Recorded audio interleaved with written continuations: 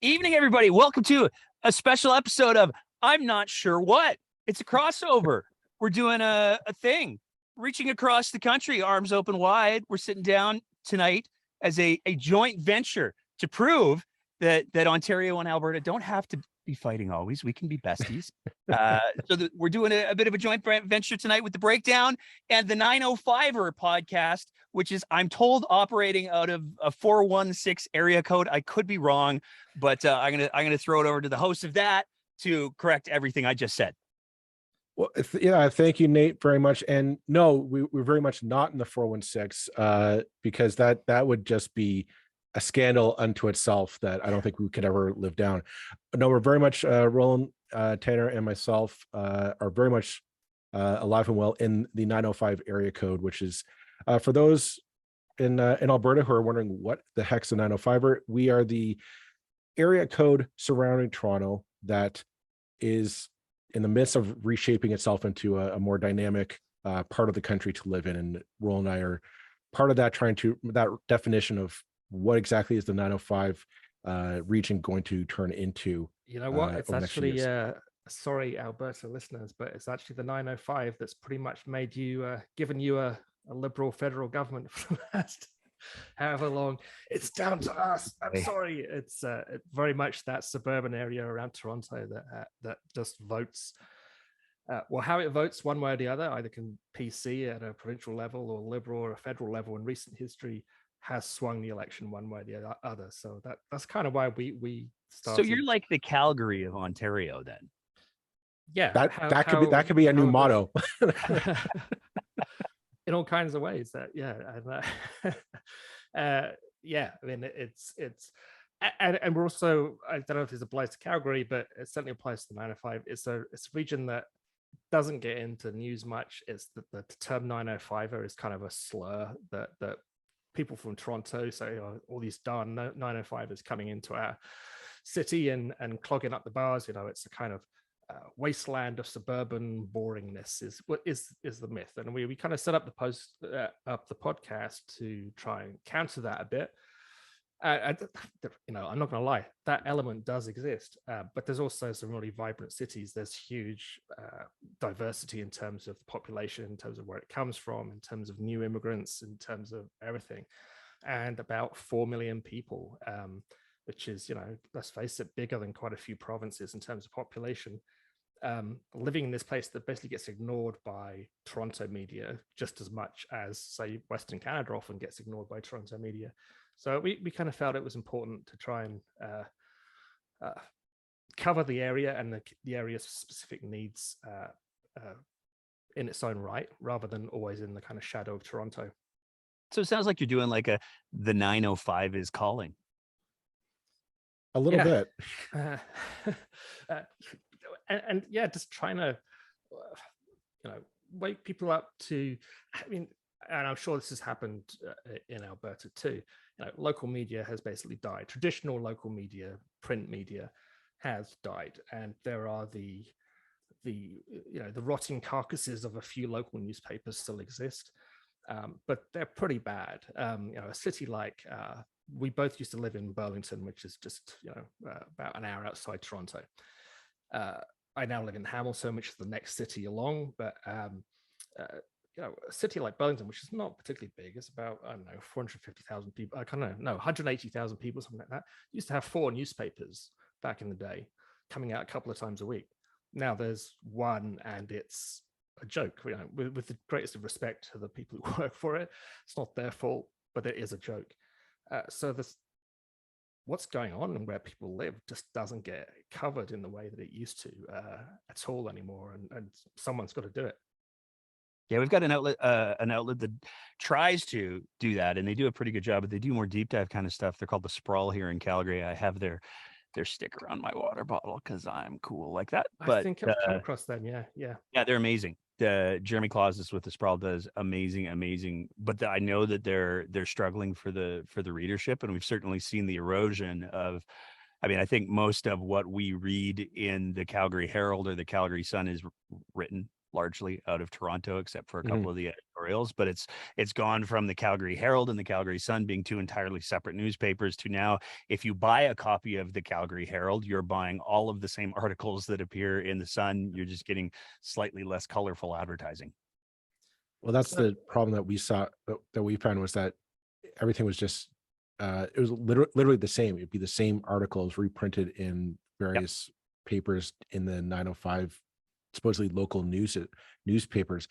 And you're right, like it's all being pumped out of Toronto, especially, well, I mean, today this week we've heard about the Bell Media layoffs, and the idea is, okay, you're going to cover the entire country. I mean, our region, we try to cover our region of about 4 million people as best we can, the two of us, with the meager resources we have, and it's darn hard. It is a hard job to do, to try and get the stories that you think are important, that people should know about and talk about.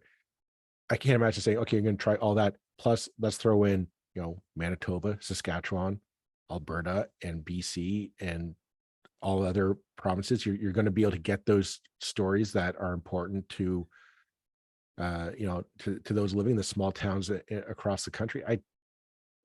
The math doesn't work out for me, and it's, yeah, I mean, if they're not going to do it properly, the rest of us have to kind of pick up the slack and just try and make it happen as best we can, which is why I like listening to your podcast, because it does give me informed on a part of the country that, quite frankly, I would not like. I know more about Alberta politics than I do about than I would reading it in the Toronto Star or the Globe, I'm sure. There's So- a lot that's going on in Alberta so- politics these days, though. So it's like, Well, maybe just Nate, just give for our listeners who aren't familiar with you, give the elevator pitch of the Breakdown podcast, and why they should be listening, and how it came to be. wow, that's a whole lot there to unpack. Well, the elevator pitch of the Breakdown is kind of tied to its origin story, which is profoundly embarrassing for me. Because back in 2019, in the provincial election that occurred, I made the spectacular mistake of running for the position of MLA, or provincial MP, I think you guys call it out there. Yep. But I ran with a party called the Alberta Party and got my ass handed to me. But as part of my campaign, one of the things that I realized was the vast majority of the people that I was talking to when I was knocking on doors and when I was interacting with them on social media had no idea about what the issues were, whether we're talking locally or at the provincial level. They had no clue. And so during my campaign, one of the things that I did was I put out these little short videos, usually like 3 to 5 minutes at the most, where I would talk about, here's one of the issues that's facing the province right now. Here's one of the issues that's facing this constituency right now. And when it ended, I had a couple of people say, please don't stop that. And so a group of people got together, and we decided to put together the thing that has become the Breakdown. And the mandate is basically, we're trying to get people engaged in political conversations, using any means necessary. So we do a lot of satire, we do a lot of humor. On occasion, we use puppets.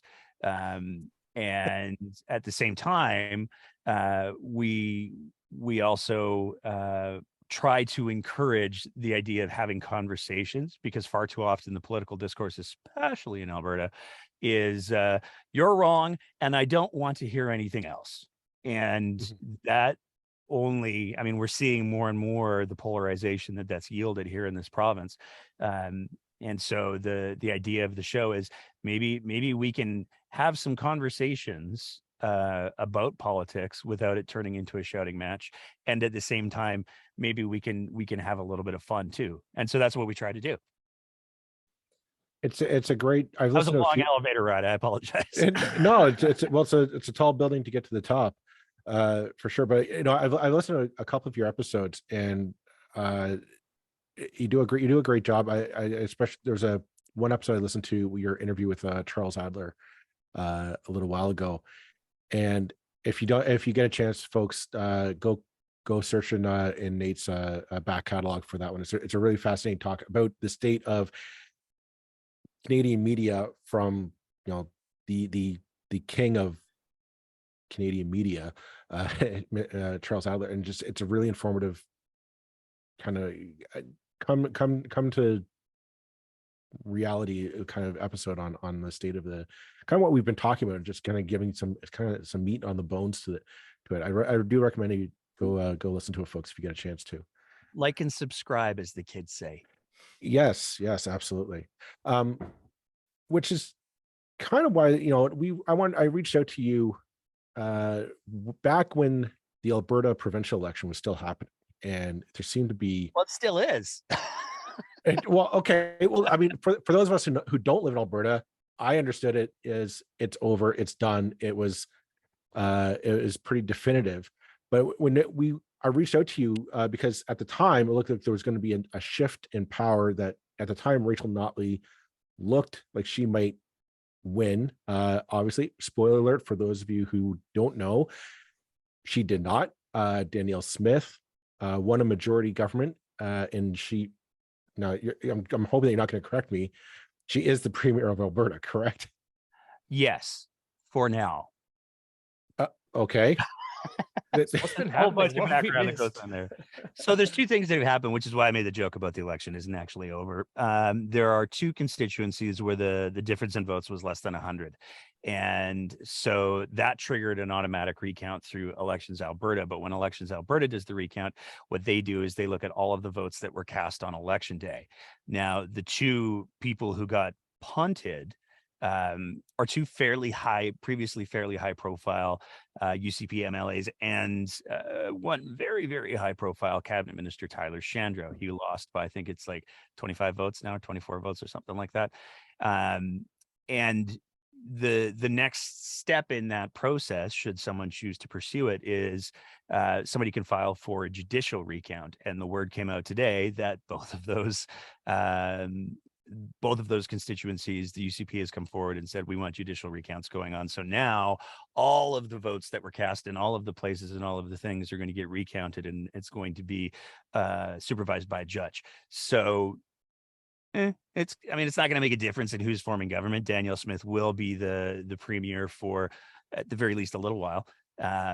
But there's all kinds, it's Alberta, so there's all kinds of fascinating machinations that are going on in the background, and there's a lot of people sort of going, how long is she going to be able to hold on to it? Because we have at least one of her cabinet ministers who throughout the election was openly campaigning to be the next leader of the UCP. He's continuing to do so. And Danielle Smith has managed to alienate a lot of the far right folks that helps her get the leadership. And so she, before the election even happened, the knives were already coming out for her, and it's going to be fascinating to see how long she can hold on to power. It was a strange election from my perspective, or from our perspective. I guess in a way, Alberta politics has reconfigured in a way that's kind of like politics used to be, in that there's two parties running, and it was like it's a very close election, but someone won with a majority, and that's something that we're not used to anymore. So when it's a close election, there's going to be a minority, isn't there? We've never had, I don't believe, in Alberta. There's a gentleman named Dave Berta or Dave Cornier, who would be probably a much more reliable source. But I seem to recall that there has never been a minority government in Alberta. Prior to the NDP forming government in 2015, it was a 44-year dynasty of the PCs, and prior to that, it was the Socreds. So the transition for Alberta has been, over the last 8 years, arguably, we've moved from a one-party state to a two-party state. Which I guess is progress in a way. Well, it depends. It's certainly, I know the first time Rachel Notley won, as an ignorant Ontarian, and I'd say that unironically, it's kind of true. I was like, sorry, what happened? The NDP won, and then this time I was like, okay, the NDP could win again. It does not compute with Eastern Canadian or Central Canadian sort of views of the West, of Alberta in particular. So obviously there's a hell of a lot of people out there who do not fit within the cliched there's only one type of Alberta and only one party state kind of views. So what's the kind of picture underneath everything that's going on in Alberta at the moment? Obviously, we're seeing more and more polarization with the party, with the old Conservatives becoming something different. But what's what's going on in the broader realm? I think there's a lot of things that are happening. I mean, one of the things that's very, very clear in this election is the stark divide between rural and urban Alberta. And they are two, as somebody who grew up rurally and then moved to urban for my teen years, the difference in those two worlds, unless you've lived them, is almost impossible to verbalize, because it is so different. So there's a big piece, and that was part of the UCPs. Like they said the quiet part out loud. They were like, as long as we win rural Alberta, we only need a couple of seats. So see ya. And that was their strategy. So there's the rural Alberta piece, and rural Alberta does in many ways have, I mean, it has a completely different culture in so many ways. But it also has a very adversarial relationship in a lot of ways with urban Alberta that has a lot of history to it. Because when you start to take a look at big chunks of Alberta, not just in the South, I mean, Southern Alberta has a lot of stereotypes associated with it, with good reason. But also Northern Alberta, a lot of Alberta was colonized by religious people. I mean, Southern Alberta is famous for the LDS folks. And if you take a look at the actual history of Southern Alberta, all the irrigation that exists that allows a lot of the agriculture to happen in Southern Alberta was put into place by members of the LDS Church. So that's part of the fabric and the culture that exists. And when you start to talk about particularly religious backgrounds, you tend to lean very heavily in the social conservative realm.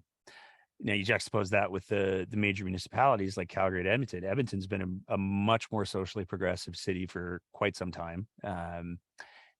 And Calgary is starting to move in that direction. And I think there's a lot of different reasons for that.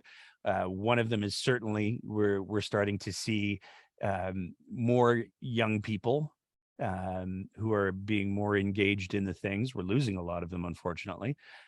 But another piece of it is absolutely immigration.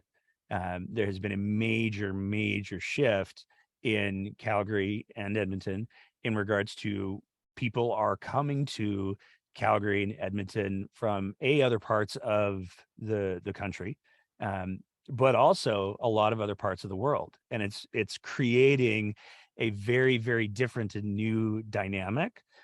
But another one of the pieces, and I think that this is almost impossible to understate, is,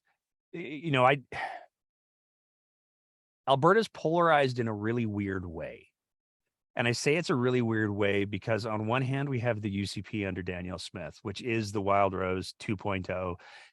It is all of the far right things, unabashedly so. I mean, the number of times that Alberta makes international news in a week because we're basically Florida, but without the beaches and the cruises, is pretty stunning. So there's an extreme right element that has definitely moved itself into very strong positions of power in the province. And at the same time, the NDP, who used to be the lefty party, they made a mad dash for the center starting in like 2016. And that's the space that they're currently trying to occupy. So whether or not you want to say that the province is deeply polarized, or the Overton window has just been moved so far over to the right that it just looks that way now, the dynamics and the demographics have shifted in a big way. And we saw this in the election where there were conservatives, like heavy hitter conservatives in the PC government and the federal PCs for that matter, who came out and were like, this is not conservative anymore. This is a whole different beast. Thomas Lukasik, who we had on the show, he was the deputy premier. He was the minister of a bunch of different things. He was an MLA for like 14 years. And he came out very early saying, this is not the conservatism that you're used to. Somebody painted a very different animal blue and they were like, no, but trust us. And so it's a very strange time in Alberta politics because there's a lot of moving pieces. And I wonder the extent to which Ontario is just following behind. I mean, some of the things that you just mentioned have happened in Ontario too. And the polarization between urban and rural Ontario is absolute. You know, the There's rural Ontario? Yeah, so rural Ontario Yeah. is PC through and through, very, very strongly. And the last Liberal, when the Liberals were still the provincial government, I think the last time they won, they had like one rural seat, and that was actually close to where I live now. So, and it was rural in inverted commas. It had some fields, but it was kind of rural urban mix. So that kind of divide is absolutely there too. We don't have quite the same level of religious craziness, perhaps, but certainly if you look at Doug Ford's caucus, there are some notable. There's been infiltration by religious groups into the PC party. And, well, Doug Ford got his leadership by catering to the social conservative crowd. And my understanding is he catered to them, got their support, won the leadership. When he won premiership, he basically said, "Okay, go back in the closet. I don't need you anymore," and that ticked off a lot of them, which I think has had like for us, like they've started. You and I have covered it, but they started trying to get into the school boards to try and weasel their way into those school boards, particularly the Catholic school boards, are kind of open season. That's basically entryism. That's how extreme religious groups, social conservatives, are getting into the political system. Well, they're saying it out loud out here. We've got an organization in Alberta called Take Back Alberta. Not sure from what they want to take it back, because Alberta's history is pretty clear, but there's an organization called Take Back Alberta, and they said, okay, so first order of business is to get Danielle Smith elected. Second order of business is to take over the UCP board, which they've been exceedingly successful at. They have more than half of the board now, and their AGM's coming up in a couple months, and they're very well positioned to take over the rest of the board of that party. But they're also already organizing for the school boards and the city council.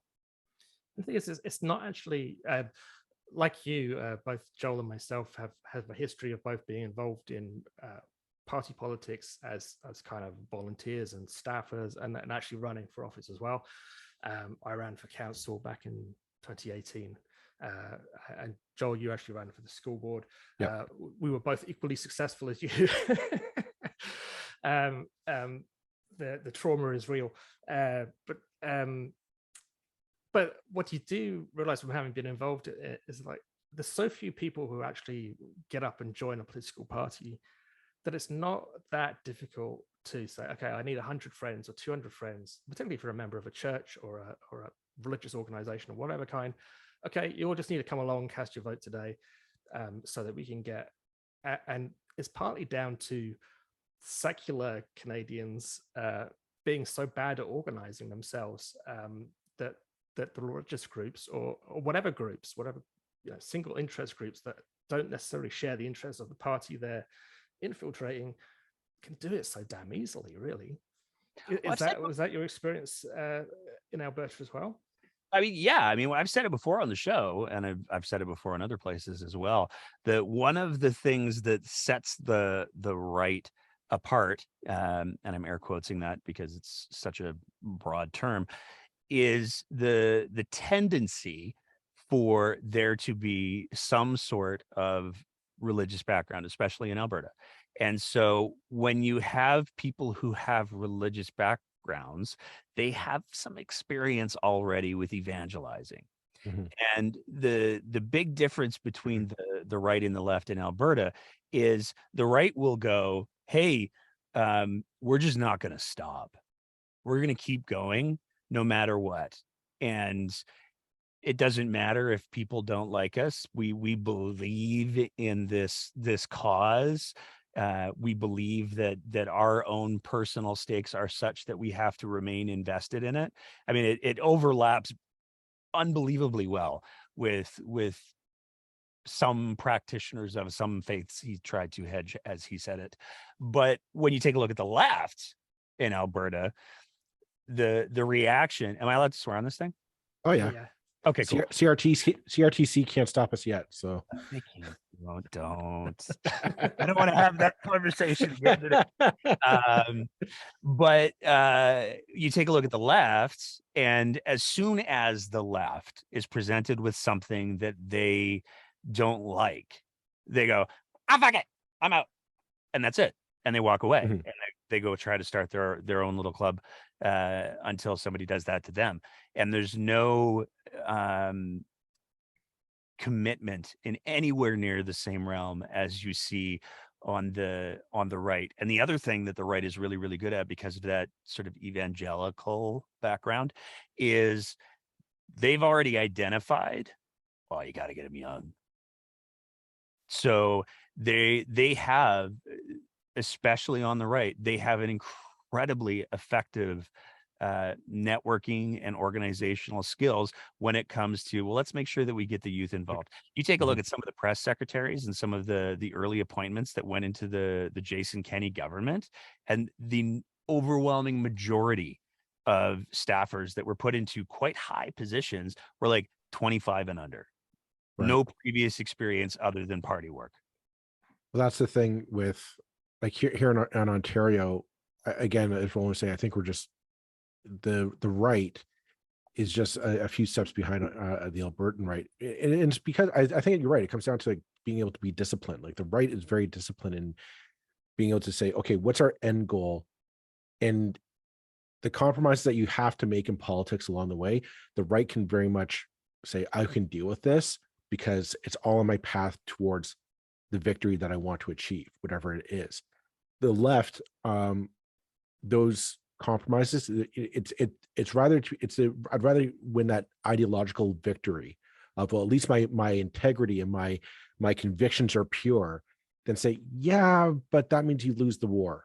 Like, you're not going to attain you're not going to be able to move the measuring stick any further down the field, because you just won't pick it up because of your integrity and your principles, which, that's fine for you. But the frustrating part is there's always somebody counting on you to help them out. And that's what politics is about. Like, if you're elected as an MLA or an MPP or an MP, the end goal is you're there to help out, in my mind, the lowest person in society, to make sure that they're looked after in whatever way, whether it's getting them, make sure they have opportunity at gainful employment or education or whatever the case may be. And if you're willing to sacrifice that person because, well, my principles are more important than your well-being, then you've lost. And that's why, like, you see, we've been frustrated because we see the right make all these compromises on seemingly their principles, because we know that they say, no, we're here to win it. And the left would rather make that compromise and leave thousands of people no better off than they were the day before, because, at least I got my principles, which is why, I think in this country you see, as the federal government is the Liberal Party. They are failing in the polls, in my opinion. They are failing at winning over those people, because those on the left, those left-minded individuals, are losing their trust, because you're not doing anything. Your principles are so much more important to you than actually helping people on the ground.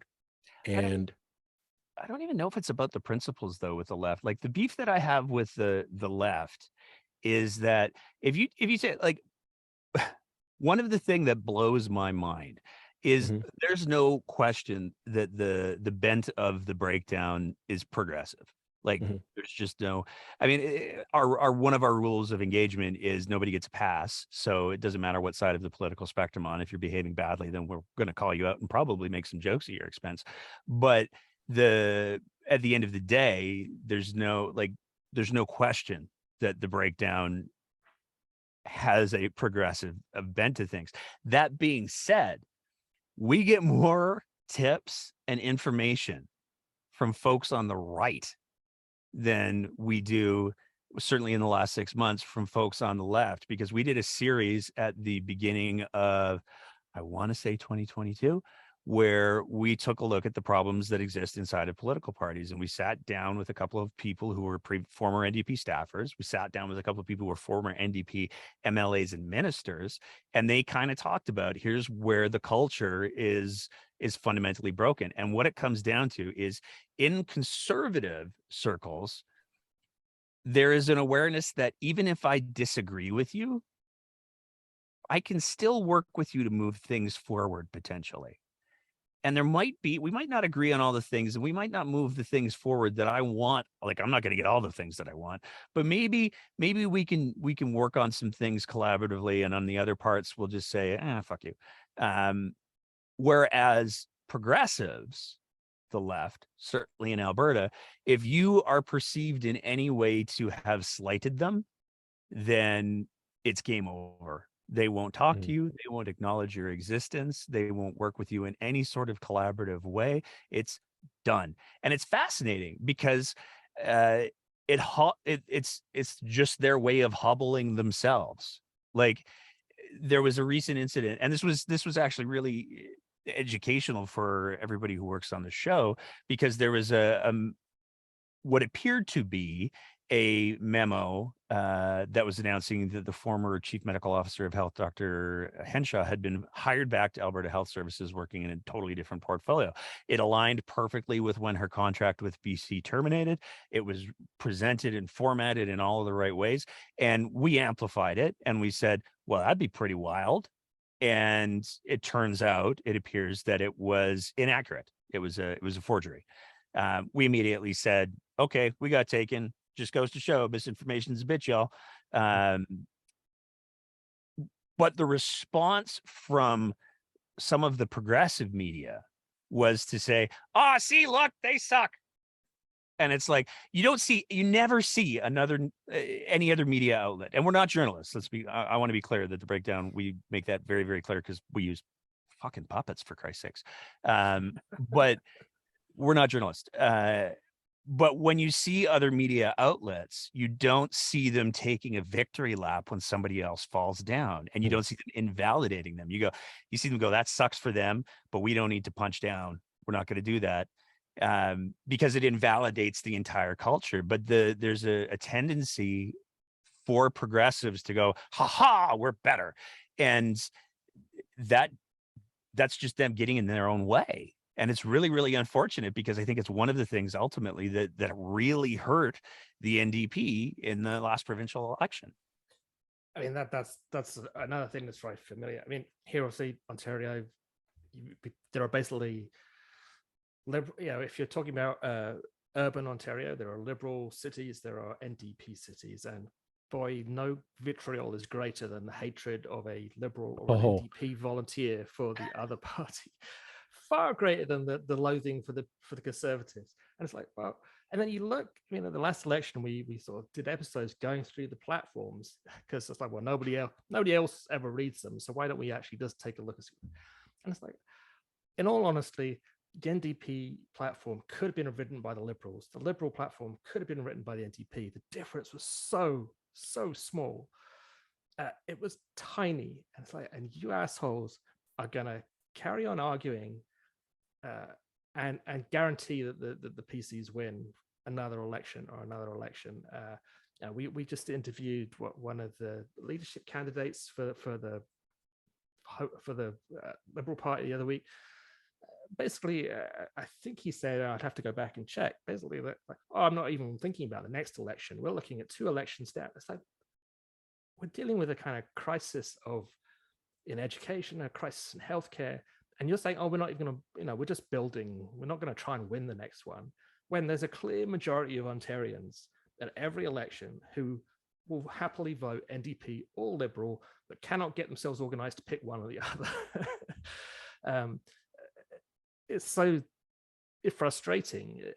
And it's like this, our electoral system, the way it works, just gives the prize to whoever's basically the most organized and the most unified, but not necessarily the most numerous in terms of actual votes. And that's a tragedy right across the country, I think, that and such a big part of the ability of polarizing parties to actually do well electorally, because under a different electoral system, you can't win. The math doesn't work. To say, okay, we're going to get a majority government with 30% of the vote, which is, I don't know, what did Doug Ford get the last election? 31, 32? 30, like 33%, I think, of the vote. No, sorry. But he, of all eligible voters, everyone who's eligible to vote in Ontario, he got a whopping 17%. Yeah, I mean, that's just that's an inspiring figure you have there. Well, yeah, I mean, that's just the thing. Well, it partly speaks to how pathetic and woeful the opposition parties, all the opposition parties were. They were just abysmal.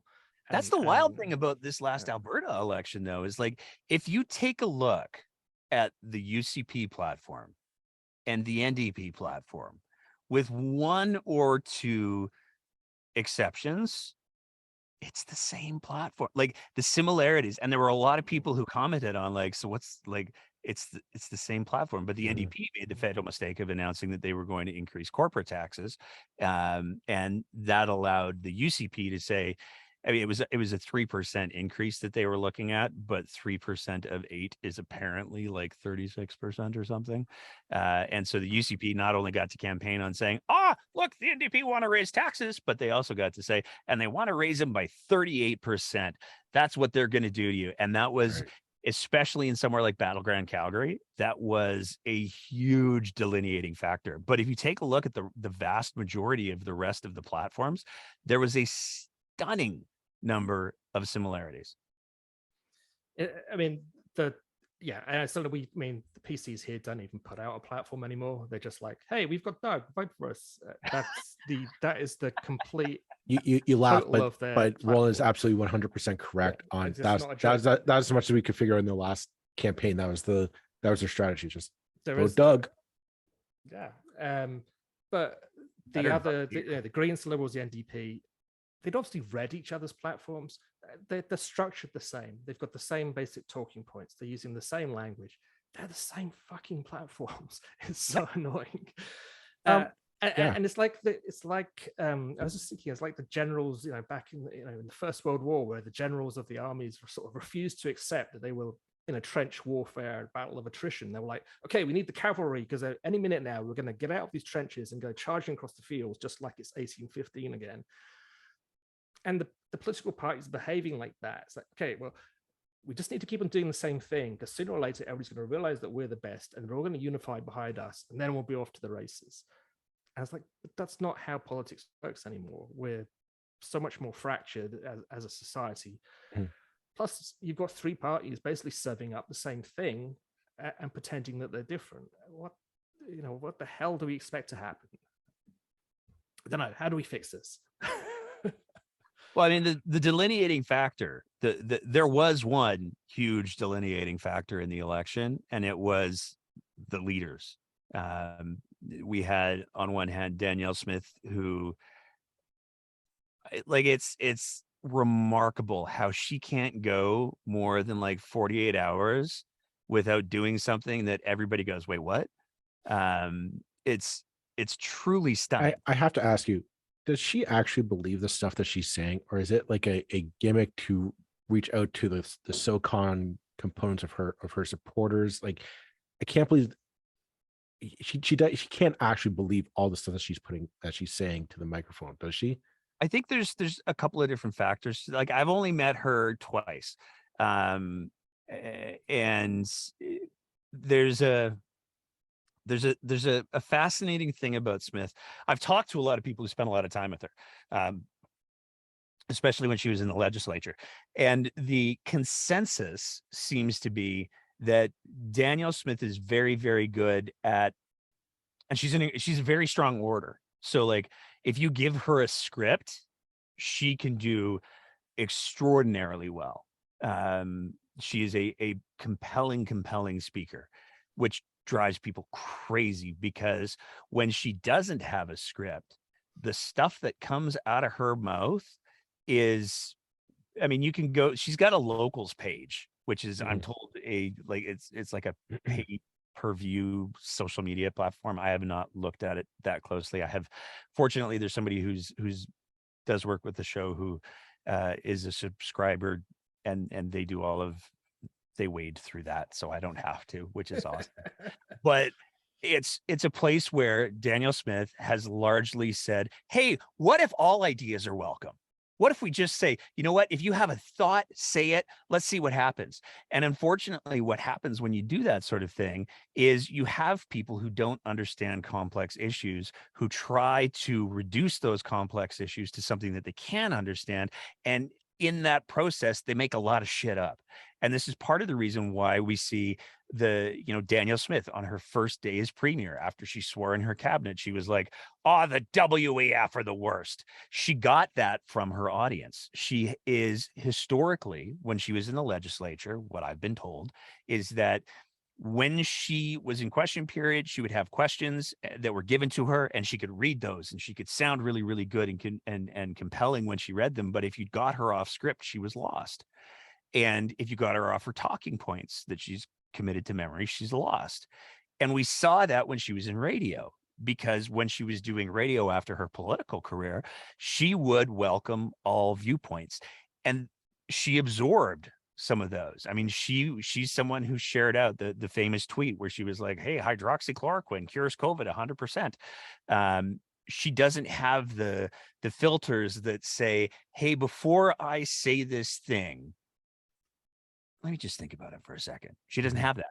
And it's a constant. The best way I can describe Danielle Smith when she's not on script, from what I've seen and from what I've heard from people who know her and have worked with her, is it's a constant brainstorming session. But it's a brainstorming session that is also informed by, and I will never admit that I'm wrong. So she'll say whatever thought floats into her head. But then if it's a bad thought, she won't say, oh, I kind of shit the bed on that one. Like the stage 4 cancer comments that she made, she never properly apologized for. She said they'd been taken out of context, which they hadn't. Those were literally the words that it's on video. What do you want? And there's been plenty of examples where she's said profoundly offensive, ill-informed things. And rather than take responsibility for them, she just, well, I was taken out of, I spoke imprecisely when I said that I was subverting democratic norms. I was speaking imprecisely on video 3 times, but I was imprecise. And the challenge is that at the same time that she does that, she's also got committed to memory. Like I like to think about Ralph Klein. And, he always said, you take responsibility, you learn from your mistakes, and then you move on. And she's got that line that she puts out over and over and over again. And so her audience, her base that support her go, oh, look, she's just like Ralph Klein. And they never take a look at the fact that she's never actually done any of those things. And that's one of the things that's so fascinating about Smith, is because it is a constant brainstorming session. You can even see it. Like if you go and you watch some of her interviews, or you watch her when she's being interviewed, she does this thing where she kind of looks up to the side, and you can say, oh, wait for it. It's coming. Here it comes. It's going to be good. And that's when, I guess the lesson of the last decade and a half of politics worldwide is that the looser the cannon, the more potentially popular they can be. Donald Trump, there's a man who's with words coming out of his mouth that are out of his mouth before they've gone through a synapse in his brain. They're clearly just whatever he wants to say at that moment is coming out. Doug Ford. Doug Ford is almost like an old school professional politician compared with some of these guys. But there's a contingency of people who basically like, yeah, the bigger the agent of chaos we can choose, the bigger the asshole, the more outspoken, the more idiotic they are. That's good from our point of view. Do you think that's partly what's going on here? I don't think that's actually what's happening. I think what's actually happening is, and I'll refer you back to the rant I did about the left earlier, progressives. You take a look at Clinton's campaign, the baskets of deplorables. Progressives have done a very, very good job of saying to people that they disagree with, or who are perhaps not as informed about complex issues, you're wrong. And not only are you wrong, you're a bad person for being wrong.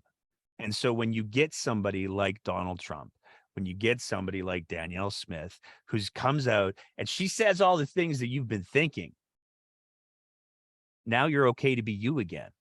And that, like, one of the biggest, there's a conversation I watched with where Jon Stewart interviewed like these 4 disease control experts, and all of them were like, holy cow, if we learned one thing from COVID, we can't communicate worth shit. We are terrible at communicating. We had all of this science, we had all of this evidence, and because we couldn't communicate it, other people tried to, but they didn't understand it. So instead of here's what a vaccine's supposed to do, here's how it's supposed to work, you had people like Jason Kenney standing up with a whiteboard and trying to teach a biochem class that they, we're talking about somebody who didn't even study biochem as far as we know. So like it's that's where the failure is. And I think that because there is a not small segment of the population that has been made to feel like there's something wrong with them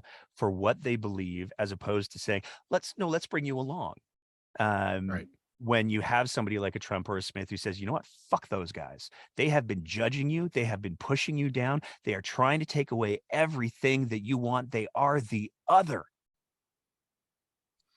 I think that's a really good point. Yeah, no, I like what you just said there. I agree with. I think both of you have. Both of you said things that are true. I would just add one further point to that, is that the left, whenever they got in power, I don't think made enough of an impact on people's lives. On those kitchen table issues, the left like to hold their principles. We're gonna create this great big overarching, look at climate change, right? Climate change is a major issue. It's a global issue. We all need to do something about it. But it's hard to connect that to the kitchen table when people are right now currently saying, I need to pay the mortgage. I need to pay the grocery bills. My job's not paying me enough to do these things. What am I going to do? I don't really care about a carbon pricing scheme or carbon capture or whatever have you. And that's the thing, is that here in Ontario, when the Liberals were in power, yeah, they had some wins, they had some significant wins, but at the end of the day, they didn't change the lives of people on the ground enough for them to say, like the average person on the ground saying, my life doesn't change, whether it's a conservative government or a small L liberal government, NDP in Alberta or UCP, or conservative here in Ontario, or liberal or NDP. They say, my life doesn't change that much. In fact, it just gets harder and harder. So yeah, when somebody like Danielle Smith or Donald Trump step up to the microphone and just lets it fly, it's like, yeah, why not? My life isn't going to change one way or another. And if I can cause a little bit of discomfort or maybe really stick it to somebody else, so be it, because my life isn't going to change. My problems aren't going away. I think part of one of the other factors that's involved in it as well is the approaches that the left and the right historically take to how they do politics. The right takes a very sort of adversarial. I mean, Danielle Smith didn't run against Rachel Notley. She ran against Justin Trudeau. That was the entire UCP campaign. There is that adversarial component. And where I think progressives and the left fall down always is that they try to imagine what it would be like to be inspirational or aspirational. And when they try to behave like somebody who, I think this is how somebody who is inspirational or aspirational would behave, because they don't actually hold those values to be true, they fail. I don't know about you, but I'm loving my federal proportional representation that was brought to us by the Liberals. I think it's working great. When we're talking about leaders who conduct themselves with ethics, SNC Lavalin is a regular thing that gets brought up here in Alberta. The reason why Justin Trudeau has failed to overcome his father's legacy in the province of Alberta is because he has not demonstrated himself in a tangible way to be different. And when there's Danielle Smith, Donald Trump, you know what you're going to get. That person is going to say some crazy shit and it's going to be super offensive. Yeah. There's nobody's surprised by that. But when you have somebody like Justin Trudeau or Rachel Notley who come in and they're like, I am inspirational and I aspire to be better things and I will get elected, and then do none of them, then everybody goes, well, I've just been lied to. Well, that's here in Ontario. I mean, Doug Ford and the Conservatives run basically their ethos. You're right. They're adversarial. They're adversarial to the essence of government. Like we've recently found out that they're sitting on $22 billion. There's $22 billion in the government coffers. And they just like, oh yeah, we forgot to tell you, we have $22 billion in the bank. Yeah, our bad. And it's like we have much of which came from the provincial government for spending during COVID. Yeah, like the government, our provincial government does not want government to do anything. So everything's getting privatized. Everything is getting sold off. We've got Galen Weston's going to be giving us, we can cash in our PC optimum points to get a cardiac surgery at some point. I'm pretty sure down the pipeline. You laugh. Give me 5 years and that will be a reality. Oh no, I laugh because it's true. Yeah, but that's the thing. It's like, oh, somebody else will do it. Somebody else will teach our kids. Somebody else will do look after us and do the heart surgeries and all that stuff. And that's just it. Like, it's that adversarial, but you're right, that adversarial nature is what kind of gets done, because government didn't do anything, whether it's federal or provincial or municipal. It doesn't do anything to act, and it could. I guess that's the frustrating part, is that a lot of progressives, I think the three of us could say it could, but you have to take a chance and you have to take a risk and you have to be willing to actually do the work and make it work. And they're not doing it. And so when you have somebody like Danielle Smith or Doug Ford coming in and saying, yeah, you're right. So you know what? Let's just farm it out to the next person, the next billionaire who comes along and says, oh, I'll pay for that hospital. I'll pay for that schoolyard. Okay, yeah, great. Look, we're getting stuff done. No, you're not. And when it goes to shit, like, what does it matter if I voted my MPP or my MLA? Nothing's going to change. Really, what the thing that unifies maybe everything we've said is that the progressive parties, whether centrist or further to the left, and basically by the time the NDP come with the Liberals regularly across the country. When the NDP win, they win because they've gone to the centre. We saw it with Andrea Horwath here. She tried it, didn't work out. Ironically, the Liberals actually went further left of that election and won a majority. I mean, anyway, that's by the way. But the progressive parties need to want to win as much as the Conservatives do. It's really that simple. It's like, winning is more important than anything else. We have to form the government. And it doesn't matter. I mean, again, our political system, just because of that betrayal by Justin Trudeau in his first year in office or whatever it was, just doesn't encourage that. And yet you'd think that by now the parties would be going, you know what, we can't keep on beating a head against the wall this way. We've got to change something. Well, because I think the problem is they're not actually interested in. When you hold a gun to any of these politicians' heads and you say to all of them, please don't hold guns to anyone's heads. Just to be clear, this is a metaphor. Nobody be stupid. I know you guys have some gun problems out there, so I just wanted to be clear. And you say to them, okay, you can either choose to save that starving baby in the street and you take the bullet, or you don't take the bullet and we all walk away. Everybody walks away every time. And I would argue, I can't speak for outside of Alberta, because I don't pay that much attention to federal politics because we've got this dumpster fire going over here that's just so entrancing. But I would argue that within provincial politics, the parties and I would definitely argue that the progressive parties are super guilty of this. They don't want people who are going to represent the electorate. They don't want people who are going to speak up, challenge the norms, try to push the needle. They want very good poodles, please.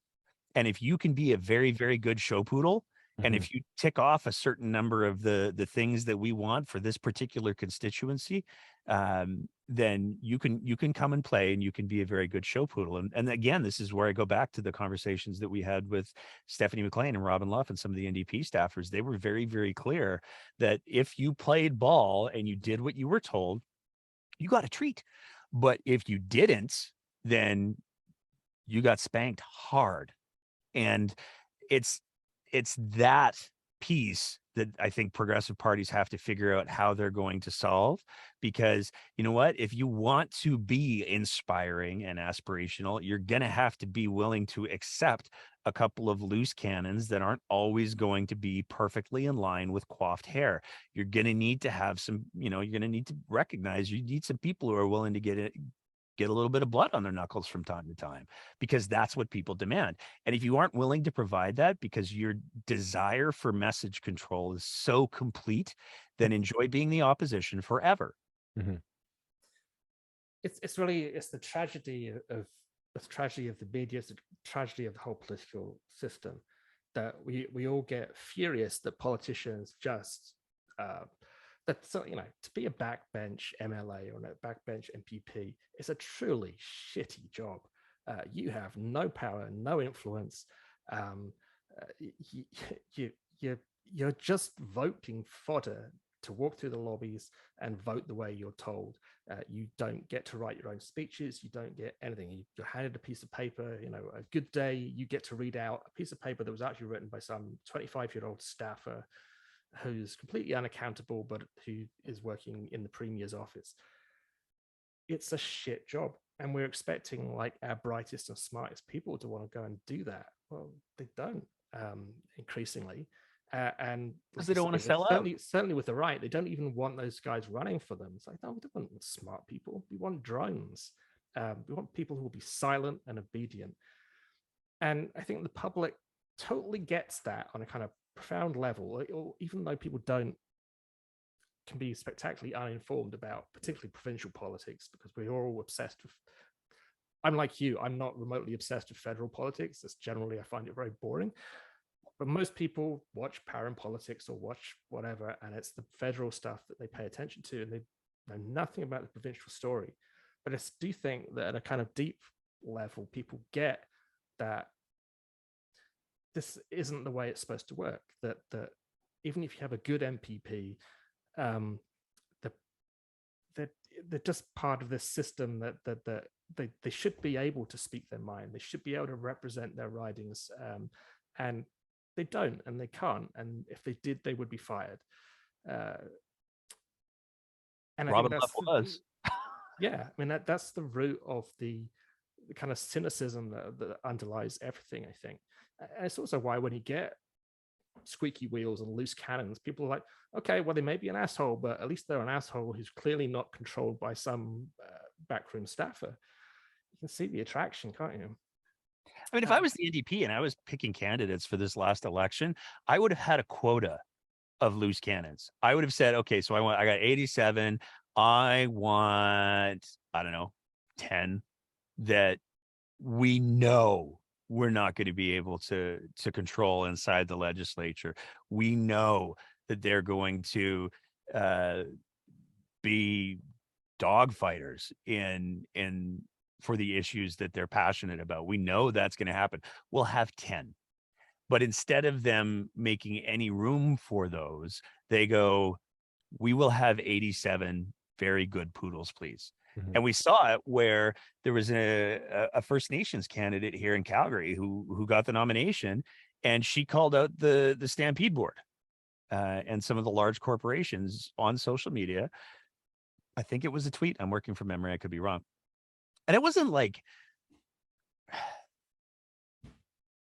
I mean, I'm probably going to get in trouble for saying this, but anybody who's surprised that there are First Nations folks who've got some issues with like the whole colonial apparatus. You need to pay more attention, I think, because they've kind of been screwed for a few hundred years. I imagine there's It shouldn't be surprising that a First Nations person would have objections to that. And yet when it happens, we're like, oh, look, disunity in the 24 hours. party. Clearly it's a disaster. We can't elect these people because They had her removed within 24 hours. You tell me that you can do an investigation of any kind in 24 hours. It was like done. Yeah, that. See, I find that that's what drives people off of politics, is that you have these, either you're not vetting the people that you're running for your party, or you are, and you have no backbone to stand up when when they have actual opinions on, it's how the issue of Stampede is a colonial apparatus. Is it? I don't know. I've never been to Stampede. I'm not going to chime in on that. But I know here in Ontario, here on our back doorstep, we have Caledonia, which is on the bordering the Six Nations Reserve. It has been in a perpetual land dispute, one of the biggest ones going back in Canadian history. And if I remember correctly, right now there are First Nations members occupying land that's trying to be developed by a developer. And we've had on First Nations reporters on the podcast to talk to them, like, what's going on here, what's the news. And it's the question we always come back to is like, okay, if this land is so contested, why doesn't the province just sort of say no? Like, you have other parts to develop. Like, you can build houses in other parts of the township of Caledonia. Why do you have to do it on this plot of land? Because there's a whole backstory of, like, there was a previous land dispute and they just moved like across the street. Like, literally they just went across the road, said, okay, we'll build on this land. And the First Nations like, no, that's our land too. Like, it doesn't work that way. And they're like, well, we didn't know. And like, it's just one of these things, like you say, wouldn't it be great to have an MPP or a candidate stand up and say, yeah, I have some issues I have some thoughts on this. I want, the province does have a position to play on this in this role, because I just forget part of my French, but like, have some balls and stand up for some convictions. And what's the worst that they're gonna say? Oh, we want to build a house. It's their land. It'd be no different than me saying, Nate, I want to build a shed in your backyard. I don't care if it's your backyard. I want to build a shed there. Do I get to use the shed? No, it's my shed. Right. I want to build my shed on your backyard. And right. It's just like, to me, that's the equivalent. It's their land. They say, no, I don't want to build anything here. Just don't do it. The problem, I think, is that for so many Canadians, like, I live in a province where the ethics commissioner has said, so when MLAs get elected, we should probably give them classes on how government works. That's literally a thing that's happened in the last month, because Danielle Smith, as premier, represented a fundamental threat to democracy. Ethics commissioner said roughly those words, because she decided that she was going to try to pressure the justice system to release a hate-ridden pastor. We live in that's the province that I live in, where the ethics commissioner literally had to say, okay, so all of these people who are now running government, they need to go back to high school and get remedial training on how government actually works. We live in a country where like half of BC is in Canada. And when you say that to people, there's a stunning number of people who don't know what unceded territories are. The notion that there are huge tracts of land that were never signed with treaties, and there's places out east as well, for sure, but there's huge tracts of land. Like, half of BC doesn't belong to Canada. That's a literal legal ruling. And BC's and the federal government are, of course, panically trying to get all of these new treaties signed in order to be like, no, but it's cool, right, guys? But it's that lack of understanding that you take a look at the pipeline problems that we've had here in Alberta, where there have been pipelines that have been tried to be jammed through northern Alberta, and huge parts of northern Alberta don't technically belong to Canada. And a bunch of First Nations folks said, yeah, you can't put that shed up in my backyard. Mhm. And Alberta said, but we want to. And then That's we a- got mad at Justin Trudeau, and he was like, okay, so maybe there are actually some laws that are involved here, and we should probably sort that shit out. that's my understanding. That's pretty much been Canada's First Nations relationships since prior to Confederation. Like that's pretty much it. We want to build this here. Well, that's our land. Well, but we want to put it there. Can we? No. We'll do it anyways. I mean, the thing, and I would love to speak to somebody, a legal expert who actually knows how this stuff works, because I don't get any of it. And also, you can tell from my accent, I didn't grow up in this country. It's a strange thing that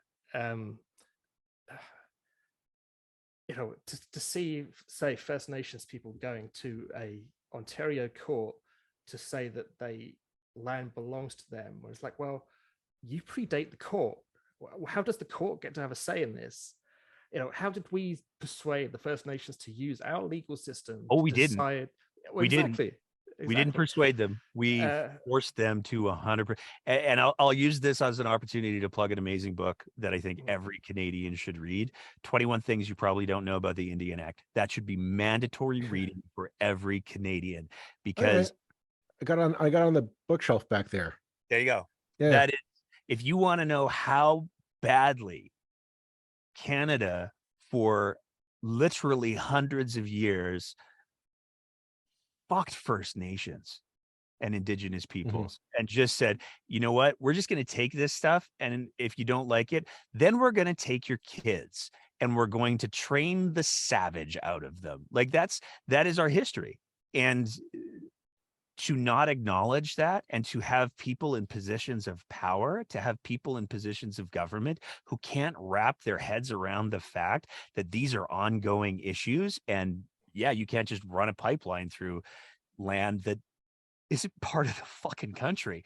That is a failure of what we're demanding from our elected leadership.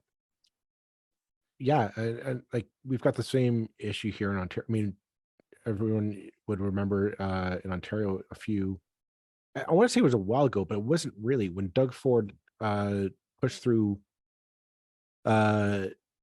forced the QP strikers to take a contract by forcing with the notwithstanding clause. That was a first here in Ontario. I'm not sure if you heard about that in Alberta. I was probably distracted. So okay, I'll let you know. So in Ontario, QP, which is a major union, it'd be out in Alberta as well.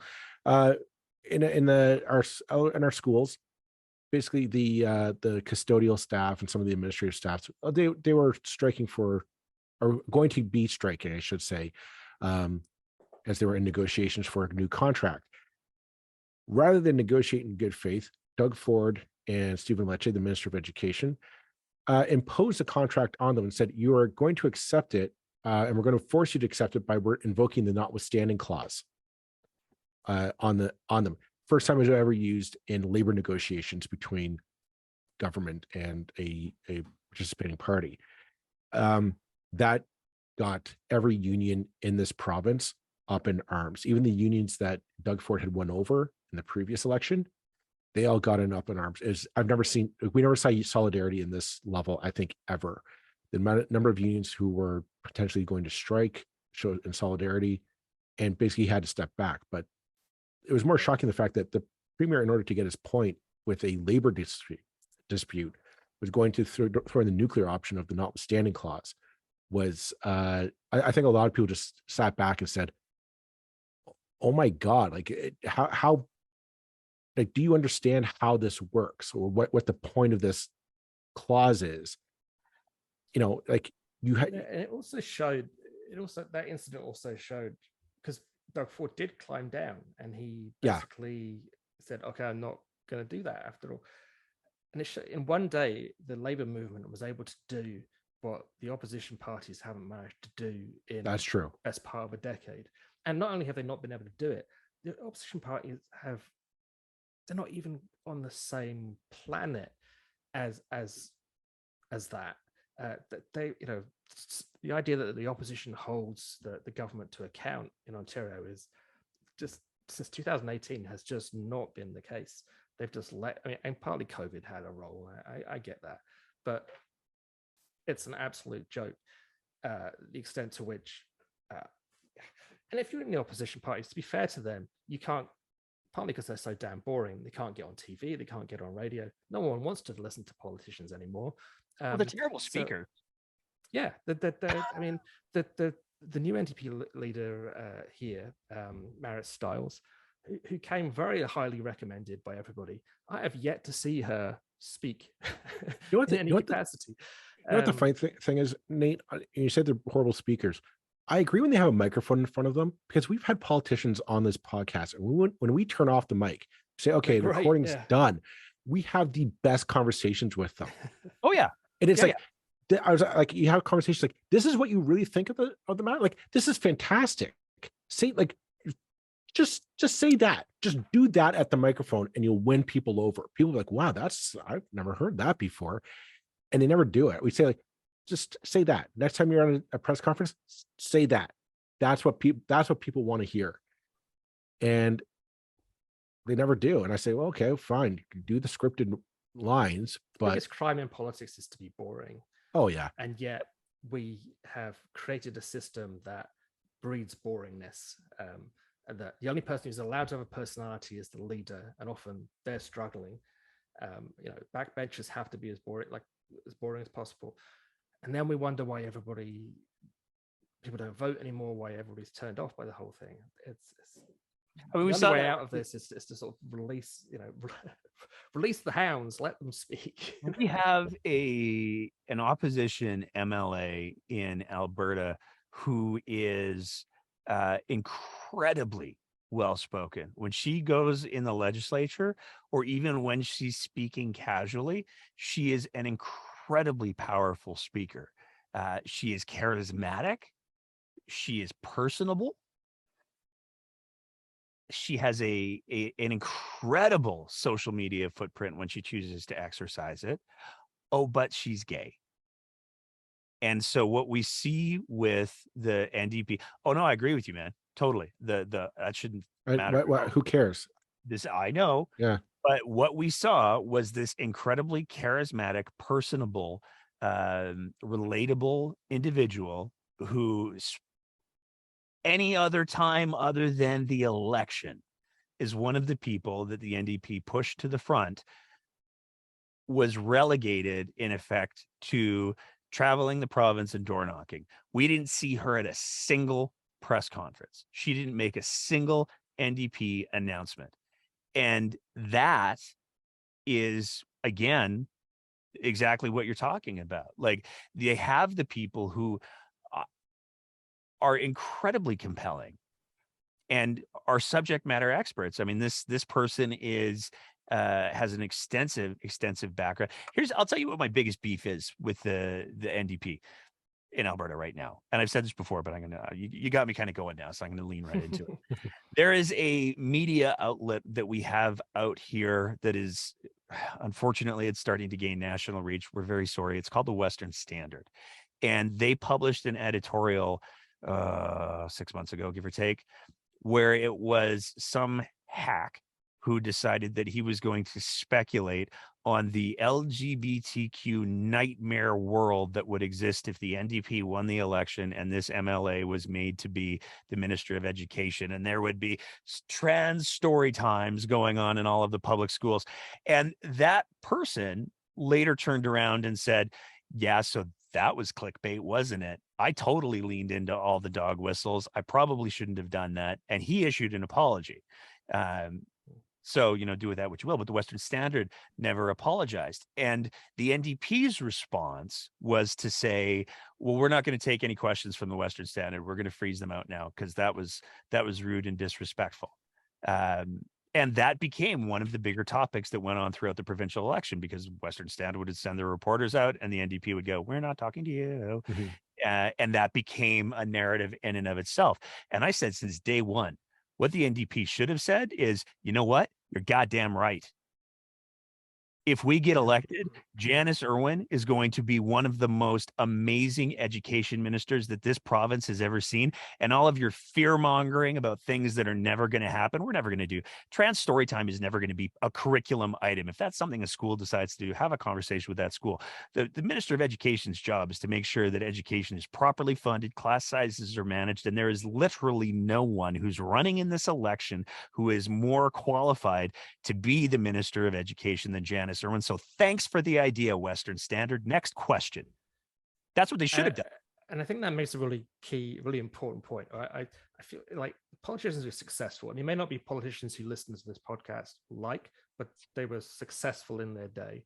And you know, the Canadian context is probably the most hated people in Alberta. But say the original Trudeau or a Chrétien or those guys. What you can say about those guys, love them or loathe them, is they didn't care who they fucked off, who they pissed off. They were willing to say, yeah, you're damn right. You're not going to like this because I'm not doing it for you. This kind of idea that we now have to have, that the progressive parties try to be everything to all people. It's like, well, let's never offend anybody. It's like, no, fuck it. I'm going to offend these right-wing dicks because they're dicks. And they're not going to vote for me anyway, so they can go fuck themselves. And I think that's a key part of being a successful politician, actually. And it doesn't mean being vindictive and going out of your way to sort of hurt particular sectors of society. It does mean recognize who's actually going to give you the votes, because that's the only way you're actually going to win the prize.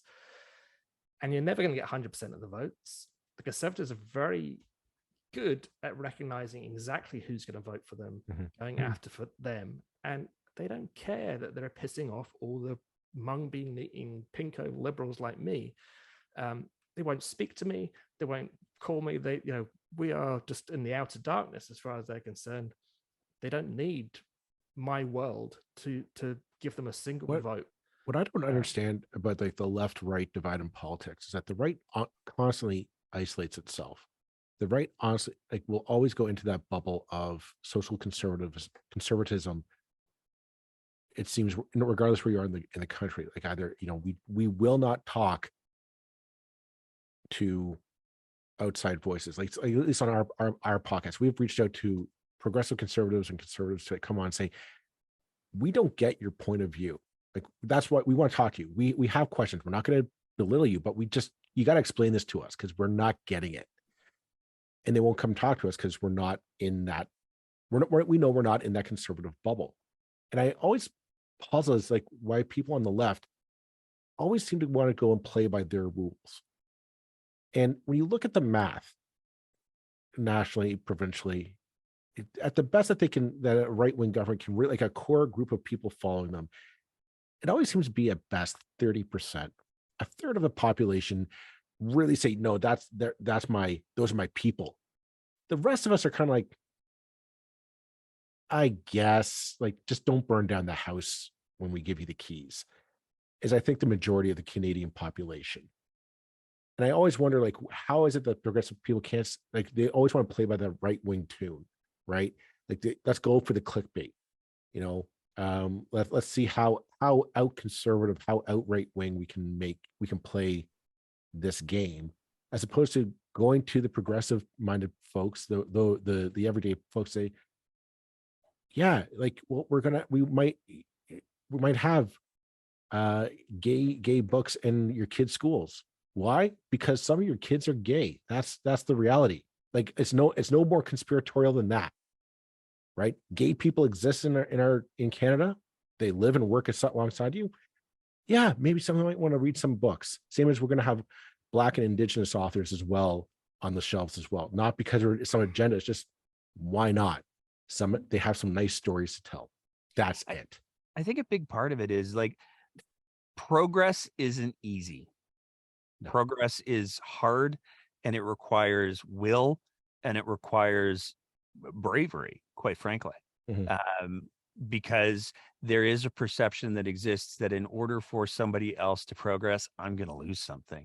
It's a false Oh yeah. thing for sure, but that's a perception that exists. Whereas when you take a look at, you know, regressive politics, like social conservative politics, that's something that is super easy, because I'm going to, like, it's like I was saying about Smith and Trump earlier. I'm going to play to all of your fears. I'm going to say all of the things that you're not comfortable saying out loud, and I'm going to show you that it's okay. I mean, you take a look at it is.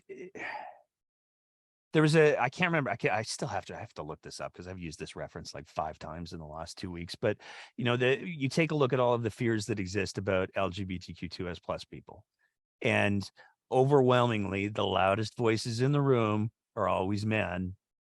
Why is that? At the end of the day, they're afraid that the gay men are going to treat them like the straight guys already treat women. Yeah. That's what it is. And when you take a look at how so much of that fear exists, it comes from a place of, you know, I need to make this about me in order to try to understand it. I don't care like that. Like, I don't care if I just don't care. Like, that's what my problem is. Like, if you're LGBTQ2S plus, it doesn't involve me.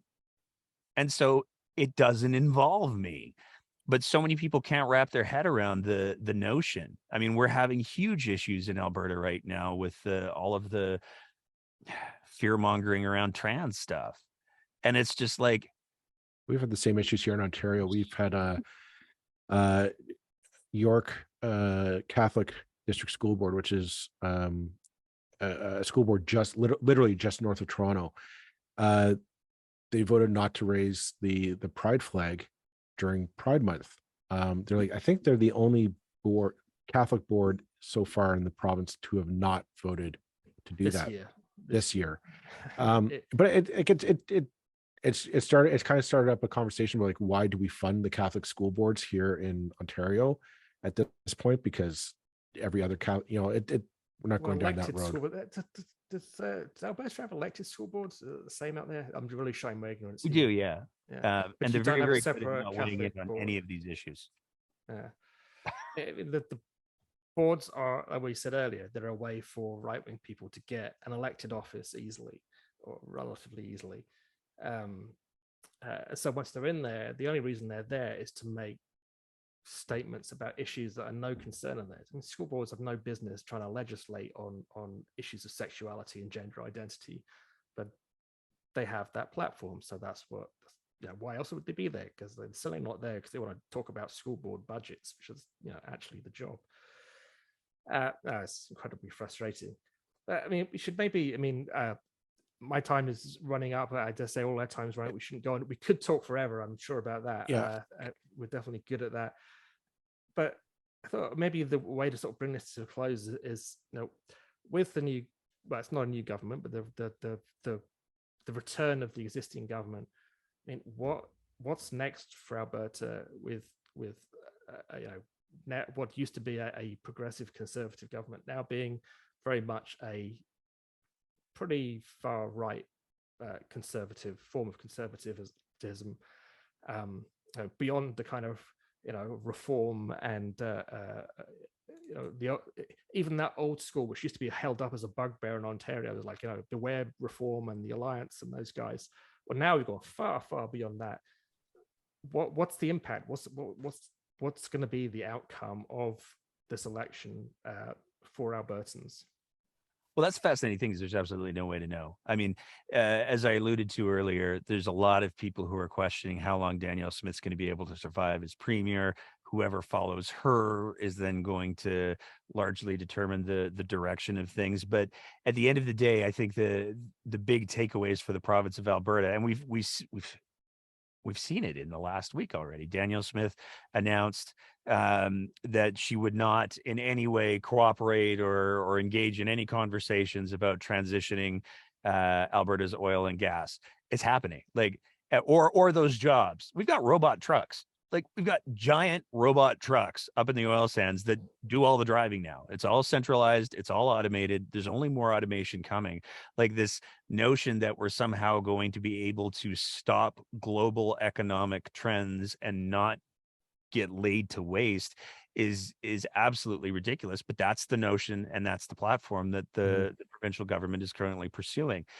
And I think that, you know, the hope that I have in this, I remember when Kenny was elected, and it was actually, to go back to the beginning, the reason why I was dumb enough to run for election in 2019 was because I could read the room and see where Kenny was going to be taking things. And I felt like I had to try to do something about that. It's only going to get worse because Smith continues to embolden the very worst fears and insecurities of Albertans. She only continues to throw fuel on that fire. She refuses to acknowledge any substantive part of Canadian history. And the hope that I have, though, to bring it back there, when Kenny was elected, boy, the creative showed up.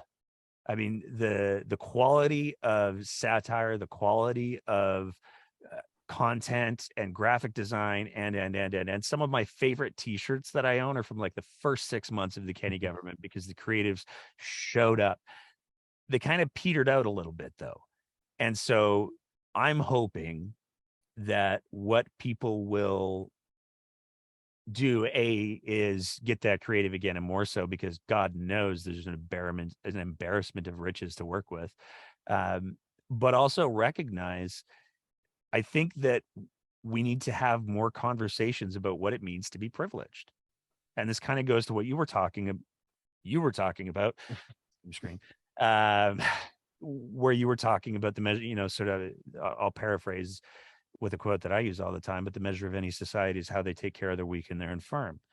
And the only way that those people get taken care of is if people with privilege, who have the ability to choose whether or not they're going to get fucked, decide, you know what, I'm going to line up with the people that are getting fucked for a little bit because I can make that choice.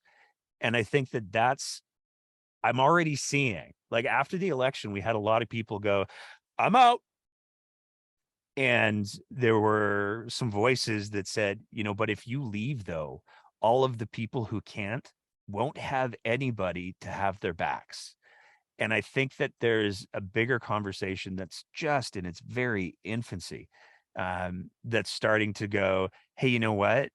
There's a lot of people who have enjoyed a lot of privilege for a very long time.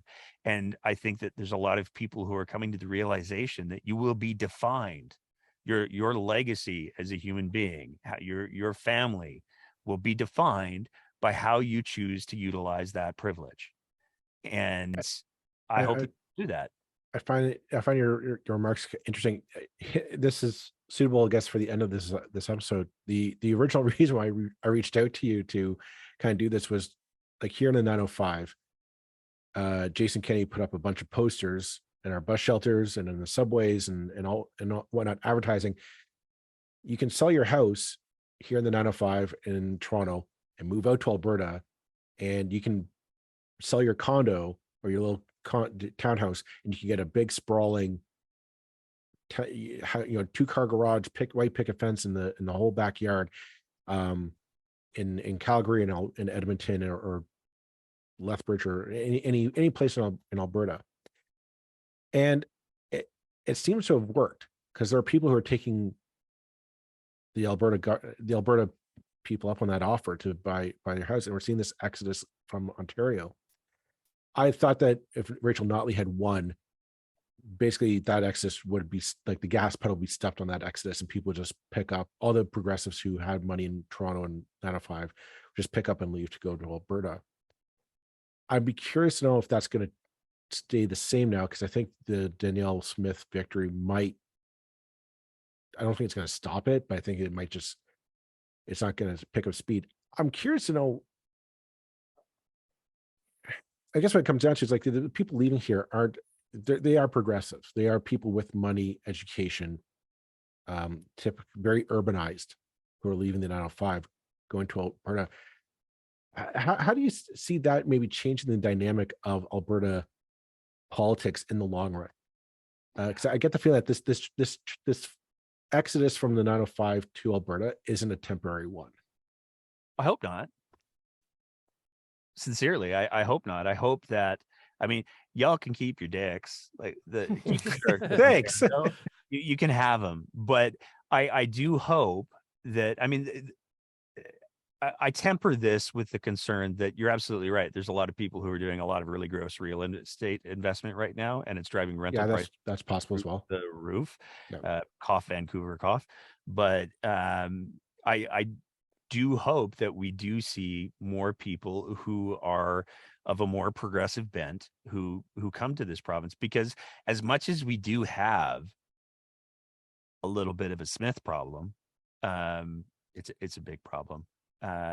A, we're going to need the help to fix it, and B, Alberta is a province that has been defined by people who move here, for better or for worse.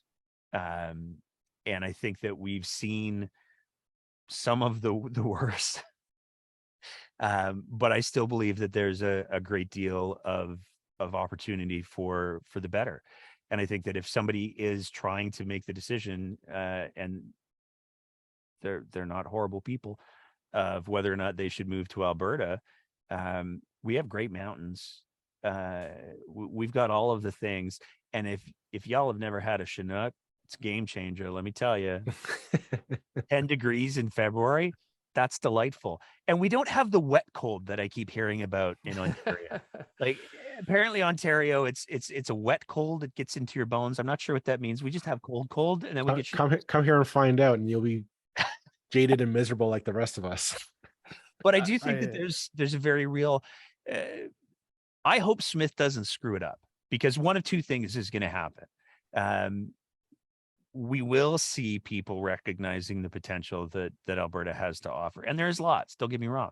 And I think that if people come here, that potential can for sure be built upon. Or all of the young people in Alberta are going to go, oh, hell no. And they're going to move to Ontario, and you guys can clean up. They can't afford to move to Ontario, trust me. It's a van thing now. They get these vans, and they like live in the vans, and they park down by the river and do Chris Farley sketches. But it's like a whole culture now. I think, yeah, we should all just buy vans. Maybe I'll just get a van this summer and come out to Alberta. That sounds like the way to go. It's delightful. I think both in the good and the bad, I think politically Ontario is not as far behind Alberta in terms of the brewing underbelly of far-right politics that is currently going on, that I fear is going to get worse before it gets better. Doug Ford is actually just the start of this thing, and actually, ironically, kind of a moderate and a guy with no discernible principles whatsoever, other than wanting to be premier. But behind him are the ranks of crazy people with eyes that stare in different directions that I fear are coming once he's gone. But also in the good, in that Alberta, like, and Ontario and all the provinces in Canada have so much potential. When we get our acts together and put our minds to it, it just takes an awful lot to get that to actually happen sometimes. What I took away from we need it now more than almost at any other point in history, for the people who want positive change to get up and make it happen. What I took away from this conversation is the East-West divide is bullshit. It's an urban-rural divide. If you're listening to this podcast, it's proof that what you're being fed in the media of, Alberta, Ontario, we don't see eye to eye. I disagree. I think our politics are so similar ultimately that it is right now we're facing an urban-rural divide, not an East-West divide in this country. And once again, our politicians at the provincial and federal levels are the last ones to figure this out. But you know what, folks, whether you're listening to this in Calgary or if you're listening to this in Mississauga, keep that in mind. You know, We're gonna have that tour of Canada in a bus. I have a vision. we're gonna get an RV and we're gonna go like, yeah, let's do that. We're gonna book it across the west. It'll take us like 7 days to get out of Ontario, but once we do, we're booking it. We're booking it for those Rockies. I'm gonna fly to Winnipeg first. All right, I'm gonna say let's call it a day there, and it's been a fun chat, Nate. Yeah, thanks for having me. This was fun. Well, thank you for having us. I don't know where we're putting this, but wherever it shows Thanks up. for teaming up. Hey, it's with powers. Hey, this is what I guess new media is all about, is doing things differently and having actual conversations with people actually on the ground instead of behind a desk in the CTV newsroom. So it's been fun. Yeah, thanks guys. Thanks, and we'll do it again sometime. I'm up for it. Yes.